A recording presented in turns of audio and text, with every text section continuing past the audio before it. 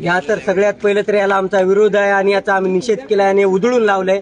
हे जिथला जे भानेगावकर आहे इथला प्राध्यापक त्यानं तर सर्वात प्रथम परमिशन देऊच नाही।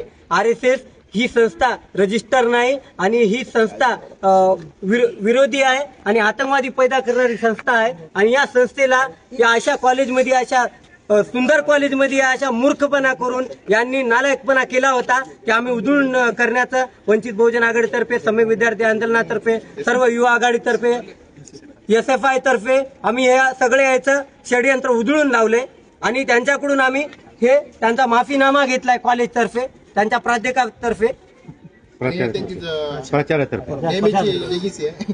आणि त्यांची माफीनाम्याची ही प्रत त्यांनी दिलेली आहे। कोणी दिली प्राचार्य भानेगावकरनं दिलेली आहे। आम्ही एक तास झाले इथं आंदोलनाला बसलो होतो आणि आमचं आंदोलन यशस्वी झालं आणि हे कार्यक्रम आम्ही उधळून लावला।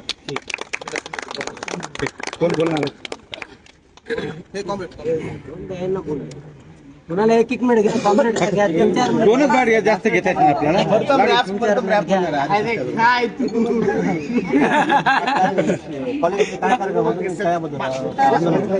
तर आज राष्ट्रीय स्वयंसेवक महिला संघटनेचा इथे कार्यक्रम राबवण्यात आला येणार होता, पण आम्ही काही संघटना एकत्रित मिळून समेक विद्यार्थी आंदोलन असेल, वंचित बहुजन आघाडी आणि तसेच SFIच्या विद्यार्थी संघटनेकडून हा कार्यक्रम डावलून लावण्यात आलेला आहे।